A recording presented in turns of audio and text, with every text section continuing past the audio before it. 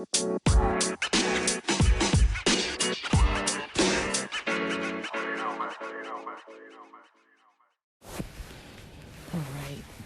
guys, let's backlog these Kwanzaa days. Day 2, day 3, day 4.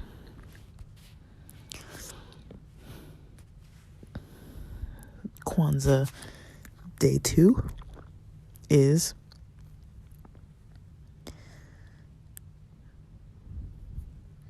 Kujichagulia. Kujichagulia, day 2. So that day involves reflection on self-determination. It requires that we define our common interests and make decisions that are in the best interest of our family and community. Kujichagulia.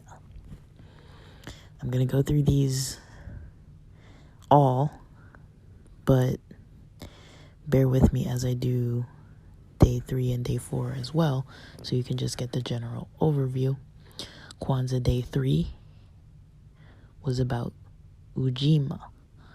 Ujima, collective work and responsibility, reminds us of our obligation to the past, present, and future, and that we have a role to play in the community, society, and world.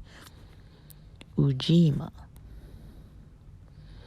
And day 4, Ujamaa. Ujamaa. Kwanzaa day 4 was Ujamaa.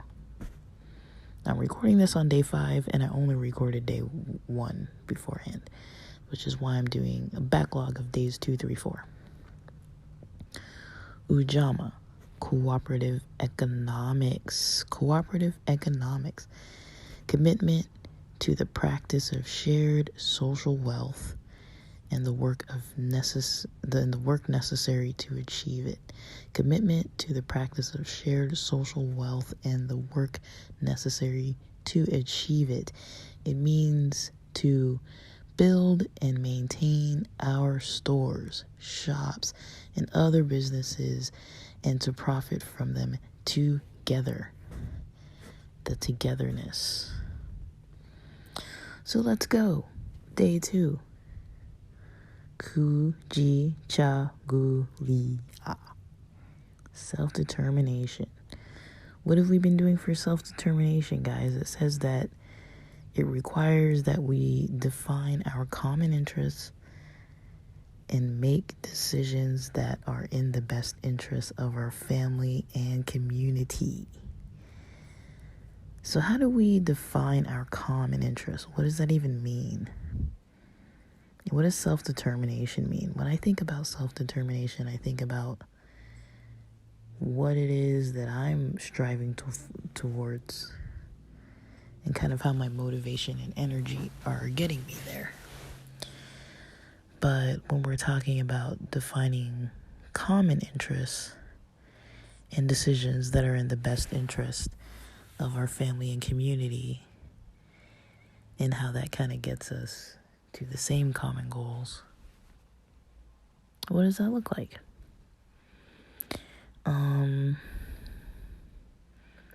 How would you define common interest? What would that look like? So if you have a family that's practicing this, or a group of friends that's practicing this, you can reflect on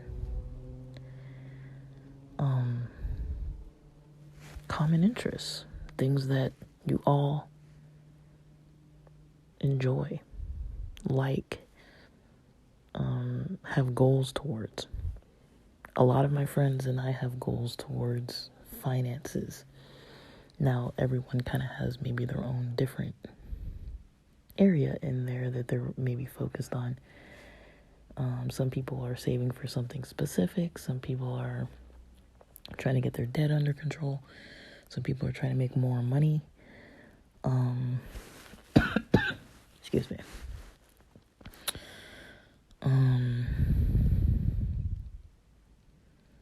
And what are these, common interests that are in the best interest of our family and community. Now, sometimes I'll say, I've been part of groups and, friend groups that, it was a sense of community where we all had the common interest of maybe partying like it was 1999. We partied. Boy, did we party. Now, was that in the best interest of our community, of our friend group? Maybe not. Maybe we went overboard sometimes. Maybe it wasn't, wholesome. But nevertheless, we did it.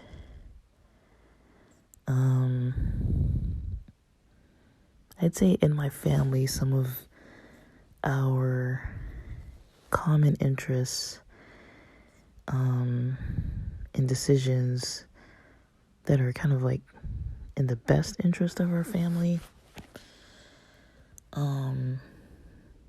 just something as simple as eating meals together.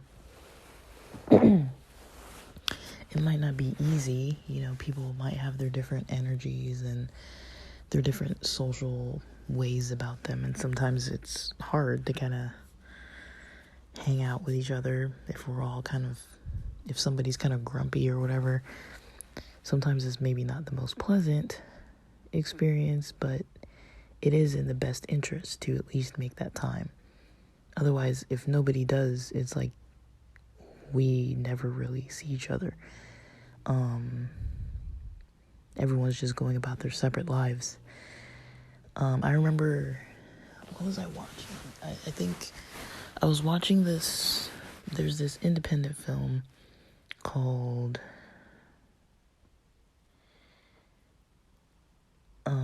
Manic, and it has, I forgot the main actor's name. Let me look it up.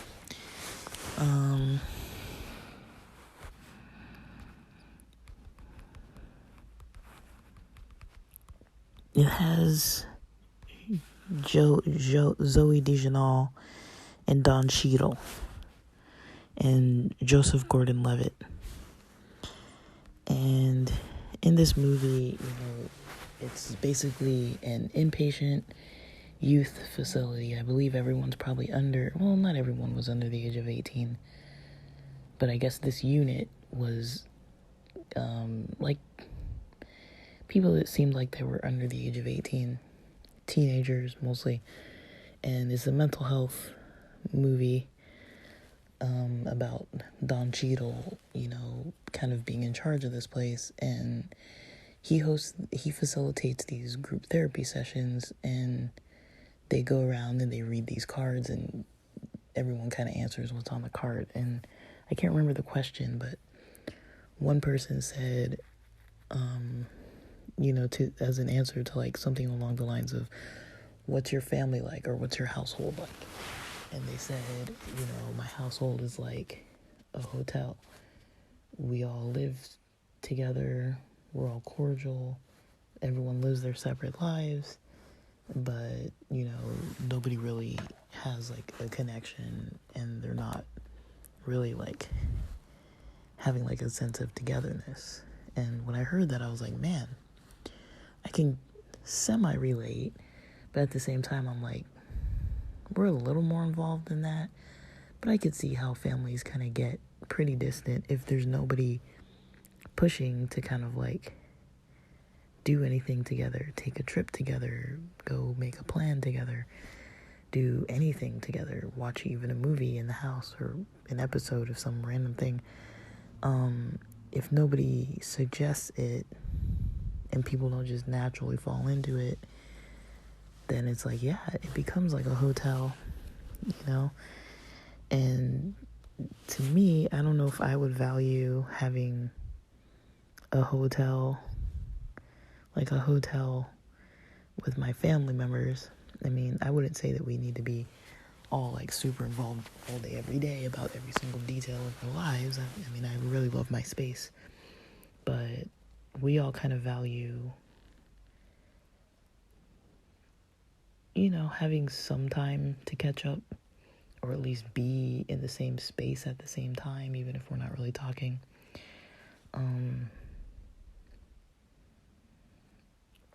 But we have to use self-determination in this too, because it takes that extra step of effort to kind of make it so that people are even having a conversation or meeting. Like, I've asked my friends, what are your New Year's resolutions? Or people have asked me that.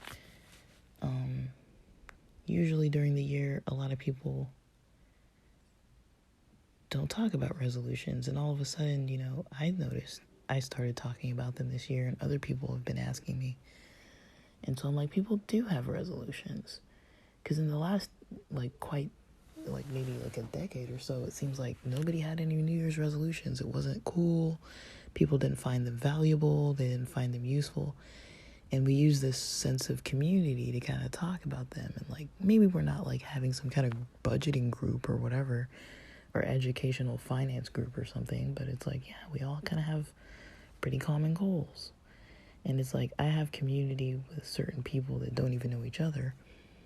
It's to me, these people are my community, even though it's not the same groups. It's I've got my San Diego community, my LA community, but just making that extra effort to ask people or tell people or inspire people, or it's not you're solo, self-determined by yourself without the community kind of having similar goals, talking about similar goals, catching up on them. Will I ask my friends in a couple months, hey, how are you doing on your finances? Maybe. If they seem like it's something they want to talk about, maybe I'll ask them. I mean, I don't want to get all up in everybody's business. They don't need to show me their balance and their banks or whatever. But moving on to day 3, Ujima, collective work and responsibility. Just that word alone almost reminds me of, I've seen in some communities, or heard about in some communities, how they have community gardens where people garden and other people can come and harvest from those gardens when they need vegetables. So let's see what it says. It says, reminds us of our obligation to the past, present, and future. Right? And that we have a role to play in the community, society, and the world. So this goes larger. It's larger than just what I do for my work. It's collective work, what we all do. How it ties into past, present, and future. How it ties into communities, society, and the world. How there's a sense of work, even if it's not paid work, even if it's hobbies or things like that. What are you involved with that involves collective work and responsibility? What are you involved with that plays a role in society, plays a role in the world, in your community? What are you reminded of your past, of your present, of your future? What obligations do you have? What obligations did you have in your past? How is that different now? What obligations do you think you'll have in the future? I mean, a lot of that's going to be based on what you've got going on right now. So Ujima, collective work and responsibility. It's not just a solo thing.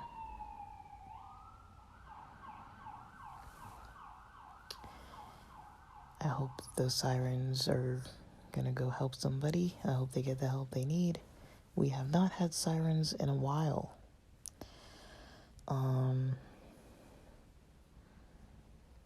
So yeah, maybe the sirens have kind of decreased a little bit, which maybe that's good.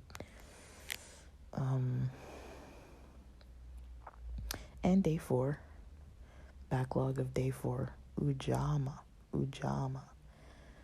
Cooperative economics. Commitment to the practice of shared social wealth and the work necessary to achieve it. It means to build and maintain our own stores, shops, and other businesses, and to profit from them together. When you make money, do you ever share that money, or does it all go back to you? What does that look like?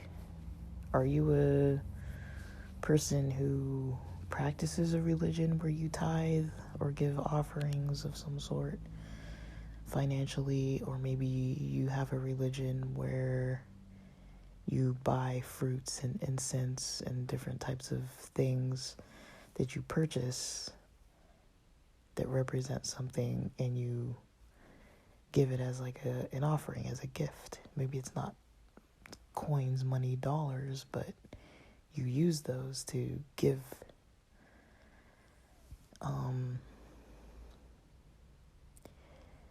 Do you volunteer of your time?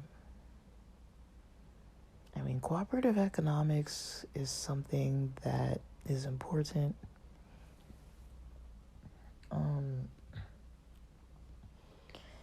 Business owners hire people, right? Business owners hire people. Cooperative economics. Business owners hire people to work under them and do work. Right now, I'm interning for free. So there's a CEO that has hired out myself as well as other interns through a program where we don't get paid for 90 days doing work, free labor. We're giving to this company. We're giving to this startup our skills, our energy, our time. We are getting educated in return. We get a potential recommendation. We get potential job opportunities. That's still a form of this small business giving back to us. Now, she's not giving direct dollar amounts to us, but she can write off that we finished our hours, and she can write off that we are eligible for a certification, and we get a certificate, and we can add it to our resume, and we can apply for jobs that we wouldn't have been able to apply for before because they said you have to have experience, and we didn't have any experience, and so we went and got an internship and got experience, and then we take those skills and we give to another job, and then we get money, and we take that money and we give some of that money. Maybe we donate to Chabad. Maybe we donate to an orphanage. Maybe we donate our time to an old folks home, and we visit the elderly, and we read to them, and we play music with them, and we exercise with them, and we joke with them, and we catch up on their lives. We give of ourselves. I know usually this one is kind of more on the economic end, but not everybody has money to give. I understand that, So what are we doing? If we don't have money to give, what are we doing? Do we give to the homeless when we see them? If we don't give them money, do we buy them a sandwich? I'm not trying to toot my own horn, and I don't always do this. I do this very rare occasion when I feel like it. I live in a city that has so many homeless people that I personally myself cannot afford to give to every single homeless person that I pass. So I have to choose. And I choose by, do I feel like I have the time and energy and willpower and desire at the moment when I'm going into the store, and if I'm buying something, if I'm getting a Subway, maybe I'll get them a Subway. If I'm getting In and Out, maybe I'll get them an In and Out. Maybe. This is like maybe. I'm not like 100%. If I'm getting a soda, maybe I'll get them a soda. Just buy two of something. Just buy them a little thing. You don't even have to spend as much money on them as you do on yourself. Buy them like a 99-cent bag of pretzels and a water. I mean, you never know what people are going through, There was a lady that, was asking for cash to help pump my gas. because she was needing a little extra cash here and there. She wasn't at the busiest gas station. It wasn't the most expensive gas station. She's like, anything you have. And I was out doing deliveries, and I had snacks with me. So I gave her one of my Perfect bars, and I was like, sorry, this is kind of all I have. Like, I can't really give you cash, but is this okay? And she pumped my gas in exchange for a Perfect bar. And I don't remember if there was some other kind of snack, but, she was cool with it. And we kind of had a little chit-chat. She was respectful. I was respectful. And I didn't have to give her anything, but I was kind of thinking on my toes. And I was like, I do want to give her something, and I have some unopened snacks. That's all I could really do, because I had all my money on my card, and I wasn't going to go get a fee for using my Venmo debit card at a gas station ATM to give her $20 or ask for change after spending like an extra $3 for like a fee. I was like, I don't really want to spend that extra money, that extra $3. That might have been what I got for one of the delivery gigs. It might have been about $3. So it's like, I don't really, it was a short day. I wasn't doing a lot of work. And I was like, I need all the profits that I got. I'm not trying to give any of that away, but I did have something on me. So it's like, yeah, sometimes if you want to be generous a little bit, think on your toes. What can you give? Do I have anything that I can give you that would be of benefit? If I don't have cash, can I buy you a water? Or the cheapest thing in there that's edible? What are the options? It doesn't always mean if there's a homeless person, give them cash. And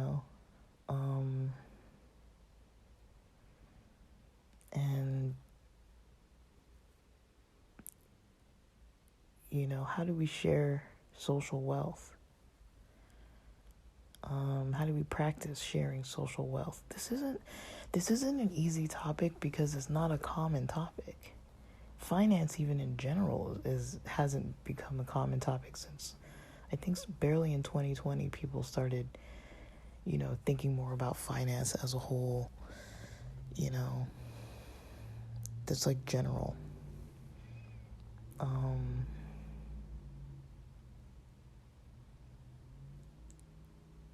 And learning about it and practicing different techniques. Barely in 2020, you saw people starting to do this more and more.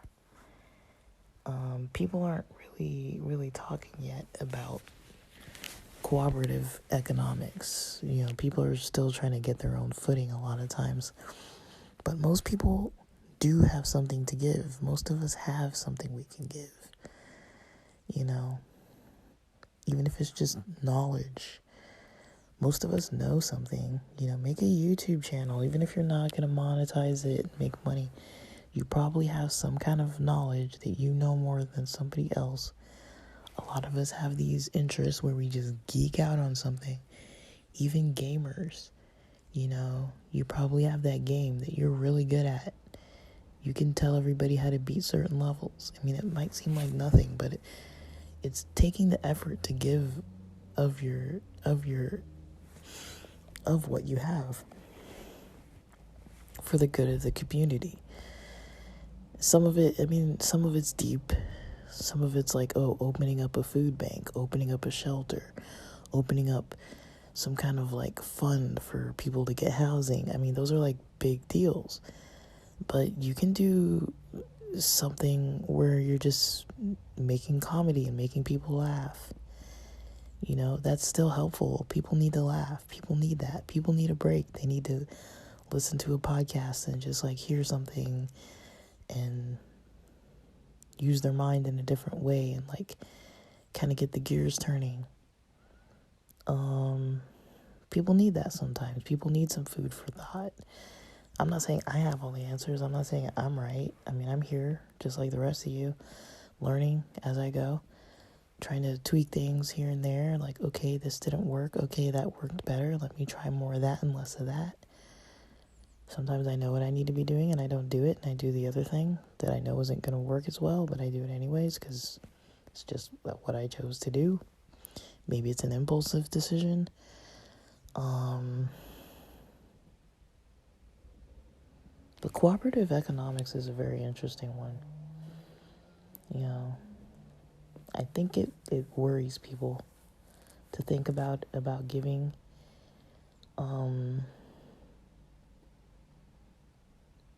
If you just get in the habit of doing it, you're going to think about it more. I always liked, I'm not saying I know everything about Judaism. I'm not Jewish, but I always liked this Jewish mindset of people helping another person to do a mitzvah. I always liked that. The people who reach out to their community and they're like, let me help you do this. Like, I was watching something where this guy was saying, there's these holy days. There's these holy days that people, are supposed to keep, like the Sabbath, like Sukkot. There's different holy days mentioned in the Bible that the Jews traditionally keep. Now, if you're an isolated person, you might not have family and friends and things like that, where or maybe you don't know any other Jewish people, or maybe you don't have Jewish family, or maybe you're a convert or something. And it's a mitzvah for people who can afford to do so to make an event or open up their home so that different people, can come into their home or come into their environment and keep these holy days.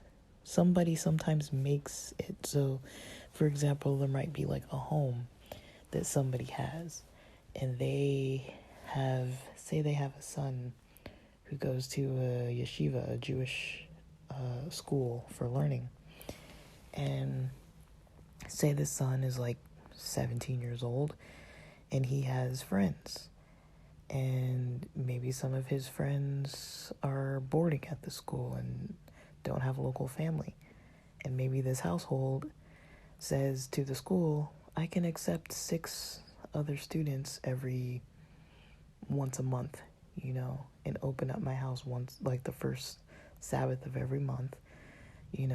Let us know beforehand and send us 6 extra people that don't have a place to go for the Sabbath. And, the school would be like, okay, like, these people can sign up. Whoever doesn't have a place to go can go to student so-and-so's house, and they plan it in advance. And now these students have a place to go for the Sabbath to eat a meal with a family, with someone who's maybe a classmate or a schoolmate, and they get to celebrate at home, even if it's not every week. Maybe it's every week, maybe it's once a month. I grew up in a church where there were people who would open their homes and make a Bible study and order like a whole bunch of chow mein and chicken wings, and we would eat and learn about something in the Bible and have a discussion and check in about our weeks. And these people had the means to open up their home, to spend time learning something in the Bible. It would be like on a Monday night. It's in the week. They're done with work, and then we come over at 7 p.m. and we stay till like 9:30 p.m. or 10 p.m. or whatever. Like, instead of that family just like vegging out in front of the TV, they're being productive with their time and the fact that they have a household. These people had like 3 or 4 kids. They were a young couple, and they still let us come over every week for like probably like a year or two. They ordered, not even on the church credit card, they ordered out of their own pocket takeout for us, and we were, college students and stuff, and we would take home plates. I'd be eating chow mein and like chicken wings for the next couple meals because they let us take it home. At a certain point, we started bringing like Tupperware, and we would just like fill our Tupperware with the leftovers. I had many people like this in my life that would open their home and make it so that we could have these free events. We used to spend Friday nights at people's houses, Saturday nights at different people's houses. like I said, the Monday night, like I can't tell you how many countless people I knew that something as simple as open up their home, and instead of being lazy and just vegging out after work, and they're tired, it's not like they have all the energy in the world, it's not like they have all the money in the world, but they take 3-4 hours out of a Monday night, out of their weekend, and they stay up late with us, hang out with us, and it was productive for them, and we liked it, you know. Not everybody's into like Bible studies or, collegiate, groups or like church groups and that kind of stuff. Some of it wasn't even church related. We'd like eat pizza and watch movies or play cards or whatever, play poker, whatever. Like not for money, but just for chips or whatever. And, we would play video games. Like people would just open up their homes for us to come over and be able to just watch stuff, hang out, do stuff. And it didn't cost us anything but whatever the gas money was to get there. They didn't ask everybody pitch in $5. There wasn't that. People would just buy like expensive Papa John's pizzas, like 5 Papa John's pizzas. Like that's over like $100 worth of pizza every week, just because they could, and that's a form of cooperative economics. I mean, it's not, maybe like they weren't giving us money to like go to college and stuff, but there were times when I helped people move, and this one family gave me money for school books, for in college and stuff, like, and I'm not saying people have to be a part of a church, but I saw this more through a church lens, so it's easier for me to talk about it through like a religious kind of experience, because that's kind of where I experienced it from. But you don't even have to do religious things, you can have people over for movie nights, if you can afford to do things like that, why not be a little creative and create spaces for people to kind of have experiences and community together. I mean, this benefits people. It takes you away from Netflix and YouTube and all that other stuff, but it benefits people. It benefits all the people who come over that would have otherwise been just alone at home, like vegging out by themselves, just like playing video games online, whatever. Maybe they're watching live streams, watching sports, whatever. There's nothing wrong with that either, but it's like, a lot of people say, oh, it's hard for me to, go out because it costs a lot of money. It's like there are a lot of people out there who make events for people to go to that doesn't cost you any money. They're not asking for any cash up front. They don't ask for you to contribute. All you got to do is show up. And there's a lot of stuff like that. So it doesn't have to be upfront money. Sometimes it's like the people who have that wealth, that's shared social wealth. They have that wealth to be able to create that time and spend their money on like pizzas or food or whatever. And they practice doing that. And, it helps to, have people feel, accepted. And maybe like everyone's not besties, but I mean, it feels like a little something to look forward to in your week. And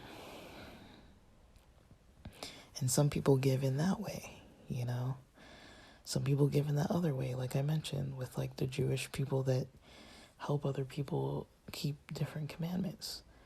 They have an opportunity set up so that people can go into this sukkah, into this dwelling, and they can have a meal in this dwelling that this other family paid for, that people can come in and sleep in it and stay in it for however many days of that holy day, because they maybe don't have the space or maybe don't have the means to like get their own sukkah for the holiday. And they set up events for other people to do it. So that's stage 2, 3, and 4. My voice is kind of giving out, but yeah, guys, happy Kwanzaa. keep at it. Keep, building community.